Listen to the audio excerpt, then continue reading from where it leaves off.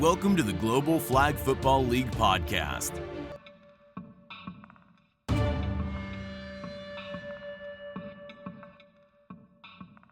Hello, everyone. Welcome to episode 4 of the Global Flag Football League podcast. Today, we're honored to have a truly dynamic guest, Dr. Leneé Cook-Braxton, the Chief Wellness Officer of the Global Flag Football League. Leneé has an extraordinary background in movement, performance psychology, and athlete wellness, from making her history as the youngest captain of the Carolina Panthers cheerleaders to earning multiple degrees in dance, exercise science, and psychology. She has dedicated her career to optimizing physical, mental, and spiritual well-being. As the first ever Chief Wellness Officer of the GFFL, Leneé is leading the charge in developing a comprehensive wellness program for athletes, coaches, and staff, ensuring that performance goes beyond the game. In this episode, we'll explore Leneé's journey from her days as a cheerleading pioneer to becoming a leader in sports wellness. We'll also dive into her vision of the GFFL, the importance of mind-body connection and elite performance, and how she's shaping the future of athlete well-being. Leneé, welcome to the podcast. Thank you, Dylan. Wow, what an intro. I'm excited to be here. Thanks so much for that. Of course, I'm excited to have you on and get to know about your background in the cheerleading space and getting into the Yeah. GFFL. This is going to be exciting. It's so exciting. It's so exciting. And I just have to say that cheerleaders, dancers, performers, non-sport performers, athletes are all athletes. Oh, you're And absolutely so right. want to, yeah, just say that. And I love how we do differentiate in the evolution of sport. However, it's so important for us to recognize all athletes as athletes. And I appreciate you doing that in your Oh, of intro course. there. That was Yes, awesome. Thank you so absolutely. much. Thank Yes, no, you. you're spot on with that. I mean, I think a lot of people just see the finished product on TV, right? And then if anybody were to mess Yeah. up, it's just like, how does this person mess up? You don't see all the hard work that goes into it for cheerleaders and dancers. I mean, Oh, the amount of yeah. preparation I can only imagine is just, I mean, I have daughters and one of them is in gymnastics and she Hmm. does her practices as an 8-year-old for 4 hours a day. And it's like just to be able to do a 10 or 30 Yeah. second performance, you know? It's So huge. yeah, It's huge. And it's interesting that you say that yeah. because I recently had a call with the chief of wellness or head of wellness for USA Gymnastics Oh, not too really? long ago. Yes, yes. And I can't talk a lot about our Right, right. conversation for obvious reasons. Yep. However, the synergies of what you just said and how across all sport, the Hmm. psychological as well as physiological wellness of athletes is so important. But what I love about it is it's front and center right now. Right, right. It's huge that we are talking about athlete wellness, mental and physical. And I think that that really says a lot about where athletics are going in the Right. future. And I'm Yes. excited that GFFL has me Hmm. aboard as the first CWO because we really get to create a special space where athletes are healthy, mind, body, and spirit, and we get to pave the way for the future of Yes. athletics. And it's quite frankly making history. And I'm Hmm. excited about it. I'm You're so right. excited. Yeah, well, Yeah. we're definitely lucky to have you, so it is Thank amazing. you. So Thank Lenny, you. I'd love to start in the beginning, and talk about your cheerleading Yeah, days, because you like to sure. say you've been moving and dancing since before you could even walk, right? Mhm. It's So can you true. can you take us back to your early years and what first drew you to cheerleading and dance? Absolutely, absolutely. Well, I was born in Hollywood, California, Hmm. and at the time, my dad worked for Capitol Records. Wow. My father and Natalie Cole were friends. I remember her coming over my house as a child. Awesome. Yeah, the great Nat King Cole's daughter. And Yeah. so it's interesting because I was just all around these people growing up as a very small child. And there's even a picture of my mom before I was born with Red Fox from Sanford and Son when my parents were going to the Grammys. Yeah. And my Wow. mom was pregnant with me at the time. So since I can remember, I've been around artists and Yeah. athletes. My dad acted as well, and then moved back to North Carolina, which is where my both of my parents are from, so my dad could go to law school. Mm. And so then I saw kind of the business side, the legal side of the artist world from a standpoint of my dad being in law school. And my mom is a scientist. She's a retired educator for over 40 years Wow. and has master's degrees in chemistry and biology. So I had kind of the right and left side of the brains going on, the creative side as well as the analytical and scientific side, and feel really blessed to have been raised in an environment where there were creative people all around us, coming over to visit for holidays and so forth. And Yeah.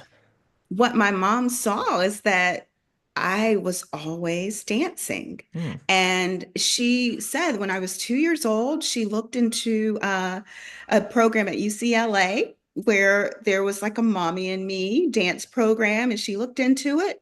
And I begged her to take dance, and so that was my first dance class. And then when we Wow. moved to North Carolina, I fell in love with it as well Mhm. and pretty much danced my whole life. And as far as cheerleading goes, cheerleading's something that I saw as very action packed. Yeah. I've always been in love with being, around artists and athletes and experiencing football. My dad owned a couple of semi-pro teams in the Hmm. late 70s and 80s, and being around football and artists and athletes, I just kind of would be on the sidelines dancing, doing cartwheels and thought, well, back then the obvious route Yeah. was to be like the cheerleaders on the Right. sidelines. And it's interesting because the road there was pretty clear, Hmm. but it came with a lot of hard work. Right. I remember feeling like, wow, this is truly difficult physically. Hmm. And so I went on to cheer all through middle school, high school, college. But going back a little bit, one time during my junior year in high school, we were at a football game. I was cheering. At the time, I was the captain for my high school cheerleading squad. Hmm. And there was this man and team of people that came and sat in the front row of our bleachers. Oh, It turned out to be the University of North Carolina, Chapel Hill's cheerleading coach, wow. Don Collins. He was starting a trailblazing all-star squad. This was before competitive cheerleading was really a big deal. Yeah. And he started the first all-star squad and recruited me right there in the front bleachers, went Oh, through all of the high schools in North Carolina and recruited me to start the first all-star squad oh, with cool. him and that team. Yeah. Yeah, it was amazing, amazing experience. And you mentioned your daughter and Hmm. practicing for gymnastics. We practice from 8 a.m. all the way to about 8 p.m. some Hmm. weekends. And it Yeah. was it was intense. Hmm. And we traveled all over the country and competed. And it was very gymnastics intensive as well. We Got had it. gymnasts that were our gymnastics trainers. We also had dance trainers. And I had the ability, becoming a leader of that team and helping to found that team Wow. with choreographing a lot of the dance and being Mm. from the dance background, it just came naturally to me. And in college, ended up doing dance team as well. And then we heard about this expansion team coming, the Yeah. Carolina Panthers. And it was going to be huge. They were building the stadium, doing just so much. It was just a big deal. And at Yeah. the time, back in those days, there really weren't a lot of professional dance opportunities in the Southeast. Of course, if you went to New York or back, had I stayed in LA, had my family Mhm. stayed in LA, lots of dance opportunities and audition opportunities. But in the Yeah. Carolinas, the next logical step was to perform with one of the professional teams. And at the Oh, wow. time, the new expansion team, the Carolina Panthers, that was it. At that audition, there were almost 600 women Oh from my all gosh. over the country for this big team. And I was selected through the process of about 2 months of auditions, interviews. We Jeez. had to know football plays. It was one of the most intense processes, but one of the most rewarding processes that I've ever been through. Yeah. And I was a senior in college. Right. And these women till this day are some of my very best friends. Mm. And as I mentioned to you before, Dylan, we will be picking our 30th squad in just a few weeks in So April. cool. And it's so cool because it's a big old reunion and we're excited. Yeah. And so for those of us that were on the original inaugural squad, those 30 years ago, it is such an honor for them to bring us back and honor us for this. for this monumental occasion. Yeah, you're definitely right about that. How many were selected out of that 600? There were 35 of us 35. I selected might have missed out that. of Yeah. 600. Yeah, 600. yeah, there were Man. 35. Yes. No, that is Out of the 600. unbelievable. Yeah. It was, yeah, it That's was more intense. intense than, most interviews for jobs. I mean, people don't have to go through that kind of It is. struggle. Very much so. Yeah. Very much so. And there's certain requirements, Yeah. grade requirements if you're a full-time student, and you either had to be a full-time student or full-time employed. And Mm, you could also be a stay-at-home mom. We had a few stay-at-home moms, but you had to have a full-time job or be a full-time student. And these women, I have met some of the most brilliant yeah. people as my NFL cheer sisters. I I mean, bet. we're talking executives of companies, lawyers, dentists, just beautiful, beautiful, brilliant people. And I'm Mm, just, it's an honor to be amongst present company. It is. right. And what Right. it's done is it's carried over into everything else in life. And the Hmm. passion of athlete health and wellness, Right. really has fed into that as well. Right. Well, you're Yeah. all about making history. We were just talking about that, but I mean, you made history as the youngest captain of the Carolina Panthers, and Yeah. so what was that experience like, not just from a cheerleading perspective, but from a leadership standpoint? It was a lot of pressure. Yeah. Candidly, it was Yeah. it was a lot of pressure. From being on camera and knowing the football plays to lead, we were divided into lines. So in each corner of the field, and then there was a reserve group of women that came in, to kind of fill in. Got it. But we were on each of the four corners of the field, and I was responsible for calling proper cheers and dances and plays and knowing Man. when the technology folks would play the music and we have Yeah. to be ready to go. So that was a lot of pressure at that age. It was Yeah. it was really a lot of pressure, but it was an honor. Yeah. Truly an honor, and I believe that it prepared me for now Hmm. and for us to make history in the GFFL as we move into this new era Hmm. of flag football. And Right. I'm so excited about that. Yeah, Definitely. yeah, No, it's amazing that you're still involved with it after these years, and yeah. still getting to be a part of it. And so, but Hmm. obviously It it is. no one can do it forever, right? So as far as being on the field, Absolutely. so what Hmm. how was the transition from professional cheerleading to dance, to a career in exercise science, sports psychology, and wellness like? Hmm. Was it a difficult transition? So I kept moving, Okay. and that eased the transition for me. Mm, However, I have experienced, and a lot of the athletes, non-sport as well as sport performers mhm. that I work with, have very difficult transitions Yeah, oh, I bet. from the stage, from the field. Yeah. And it is traumatic. It's actually a Hmm. traumatic process.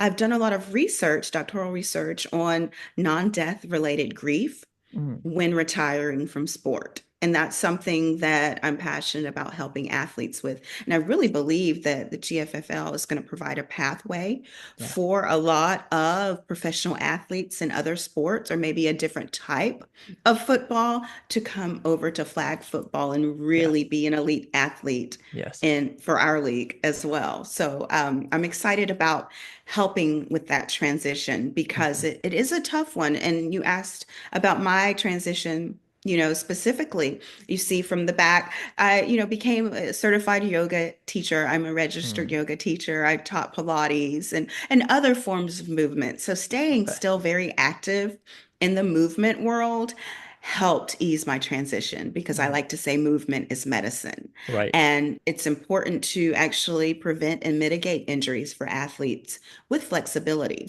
in Yeah. eccentric work. So that's where the exercise science studies came in, Mm, as well as the sports psychology studies, because it's all connected. it It is. is. You're right. Mm-hmm. No, and It you is. do see it. I mean, that some people just struggle Mm-hmm. because I think Jason Kelsey talked about in his conversations. He talked about He how did. you're the top, you're the elite of the elite. You're the You best in the are. sport. And then when you're Yeah. done, what do? You still want to have that, ability to do something where you feel like you're the best.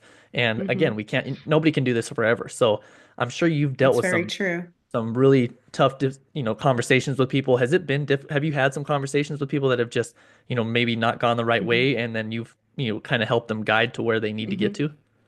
Yes, and candidly, without going into too much detail, Correct. there are high instances of suicide Hmm. in transitioning from sport, unfortunately. And we could, go through a list, unfortunately, of NFL players Yeah. that have unfortunately succumbed to depression and other psychological illnesses. And Yeah. so, unfortunately, I have worked with a number of athletes that have struggled with the transition from sport. Hmm. And what we found, especially in the research, is that finding a segue to transition, still leaving, if you will, a pinky toe, for lack of a better way of speaking on the topic, pinky toe that is still in sport. So you Yeah. see a lot of healthy mentally and physically athletes are actually coaches. Hmm. And so they're still involved. They're still on the sidelines.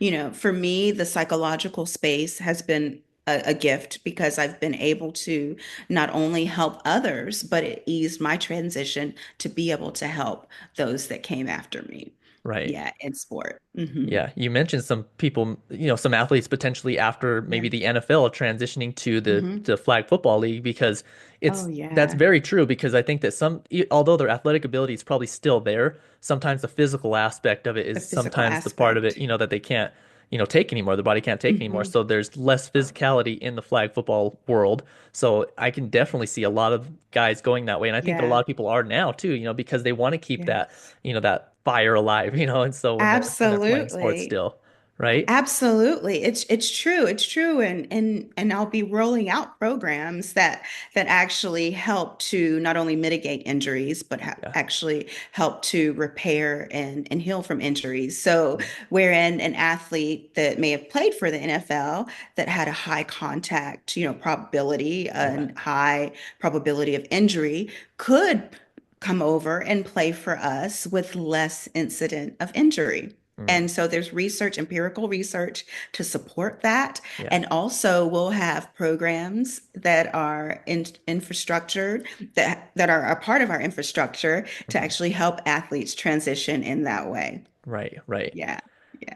So not just NFL athletes, but athletes in general, In general. when you're in, yeah, Absolutely. yeah. So Hmm. we're working with some of these athletes. Is there Hmm. times where, because a lot of it's mental, right? Obviously, I'd say they say what, 75, Oh, 80% of the game is yeah, I mental, was going to right? say more Yeah. than just a Yeah, lot. Yeah. exactly. Yeah. So Uh-huh. do you have a lot of conversation with them helping them get right? Because you see when guys fall into like in a hole, for a little while, they're underperforming and they can't Hmm. get right because there's something going on maybe outside of their Hmm. lives. Are those a Hmm. lot of the conversations you're having with them as well to help them get, you know, fix those issues that they may be having? Well, that's the thing about mental wellness. Yeah. Depression, anxiety, different contraindications show up in different ways. Hmm. And so, someone that may be clinically depressed, Yeah. it may show up differently. It may show up as them sleeping a lot, Mm. or it may show up as them being more agitated within their sport. It Yeah. may show as them actually having propensity for hyperactivity. There are a number of ways that anxiety and depression and, mental well-being deficiencies can show up in Yeah. a lot of different ways. And so, yes, I've spoken with probably the gamut. Oh, really? Those that were pretty seriously clinically depressed that needed to be referred out to a psychiatrist that could actually prescribe medication, an MD, Mm. versus someone that needed more kind of ongoing support, Yeah. which is where I come in, and then can refer out to maybe someone that needs just a little check-in every now and then.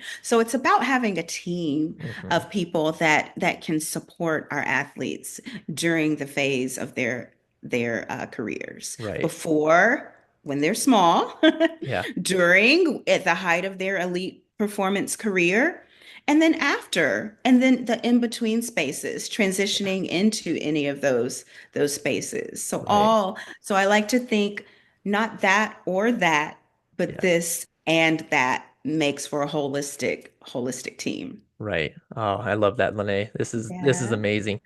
So Uh-huh. I did want to speak about the GFFL a little bit more, and how the opportunity Absolutely. came about. So how did that Absolutely. opportunity, yeah, how did that opportunity with the GFFL come about and being the first Chief Wellness Officer of the GFFL. What does that role Hmm. entail exactly? I know we talked about it a little bit, but what's Yeah. going to be, a day-to-day for Hmm. you?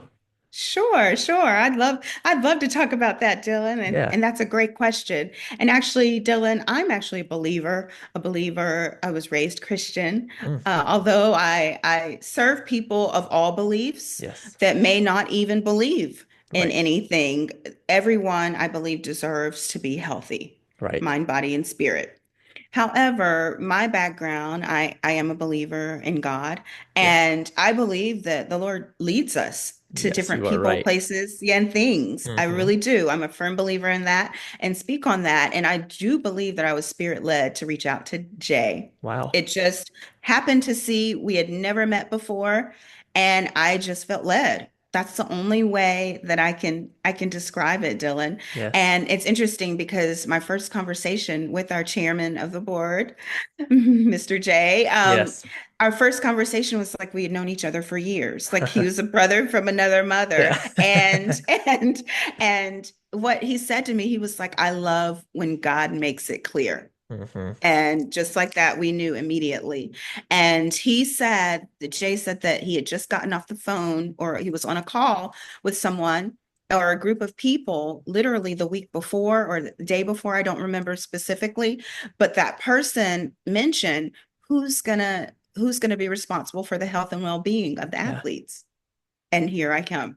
God just sends me right here. And Wow. so it's interesting because I had studied the role of CWO, Chief Wellness Officer, for about the last 10 years Yeah. through, yeah, with various organizations, the US Olympic Committee, a member of the Association for Applied Sports Psychology, and in 2017 met and went to a conference where there were a lot of sport and performance psychologists that were working with many of the professional teams. Yeah. And I remember looking at Deloitte, the consulting firm, Hmm. huge. And I remember that was the first time I had seen a CWO. And this Okay. was probably 10 years ago, maybe. And I thought, that's it. That's what I'm supposed. I didn't really have words for all of my background in the sport and performance space, also in the mind body medicine, the holistic wellness space, natural medicine, or the exercise science space, and all of the movement and dance background. And I saw that and I thought, that's it. Yeah. And through the sports psychology organizations, through the performing arts medicine associations, all of these organizations that I've been a member of for the past 10, 15, 20 years, I thought this is what sums up the role. This is Yes. it. And I started doing a lot of research on it, especially when I was in my doctoral program. And there's a lot of evidence-based research on the outcomes of organizations and teams that have this role in place, this Right. chief wellness officer role in place. So I'm the Definitely. first, but I won't be the last. And I'm so happy that we are actually being a trailblazer and having this role with our league. And it's so important and it's going to be monumental in the health and wellness of our GFFL athletes for the duration Hmm. in perpetuity. I really believe it, Yeah. especially as we prepare for the LA Olympics. And having been born in LA, this is a huge Yes. full circle moment Right. for me. And I also have a column called Optimal Performance Mm. in the Los Angeles Tribune paper as Wow. well. Yeah, and we have over 14 million subscribers in the Los Angeles area. Yeah. Yeah. That's Full amazing. circle moment. It is. Yeah. You're right. Yeah. So Mhm. it's funny that you mentioned that about Jay because we had a very similar experience, in our conversation, the Oh, way I it would love led up to that. it and the conversation we Yeah. had. Yeah. I was like, man, that sounds really similar, and it's like, because it Yeah, is, we were led here for a reason, we and were. I mean, obviously if it didn't happen, you and I wouldn't be having this conversation. Right. So it's, Amen. There you go. yeah. Right. There you go. Yeah.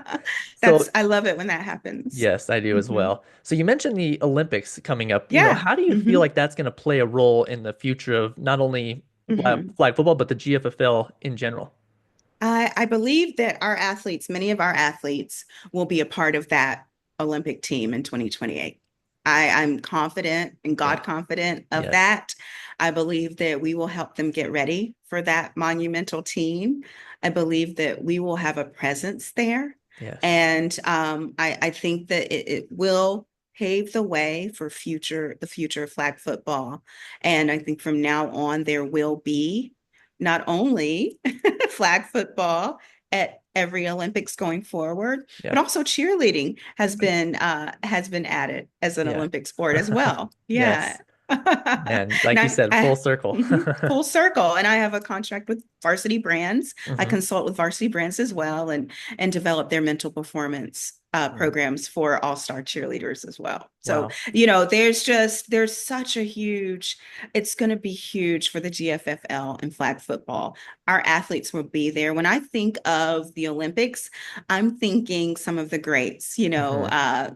Magic, Yes. Michael, Yep. Larry, Yeah. all of the greats from that Olympic basketball team. Hmm. That's how I see our GFFL athletes in 2028 being Right. at the Olympics and having that presence. Right. I believe it. I really I do. I do as well. I can't wait to come Mhm. back to this conversation in the next couple of years, Yeah, and then yeah. we talked about this and then get to see what comes of it. How Right. awesome will that be? It will be so awesome. It'll be a celebration, It will. Dylan. It You're right. will. It will be a celebration. Yes, It will. I'm thankful that we get to be a part of it, of this movement Me and too. the Me history of all too. this. I mean, yes, flag football's been around for a long time, but it just really feels like the traction now is just taking off, especially with the Olympics. So I cannot wait to see some of the athletes that are going to be a part of the league that are going to definitely be competing in the Olympics coming up.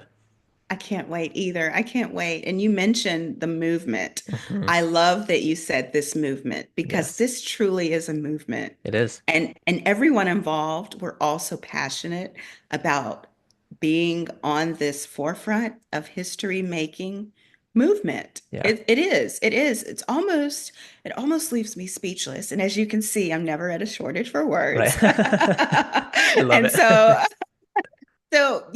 this movement, it's it's amazing. Hmm. And we're so blessed to be a part of this.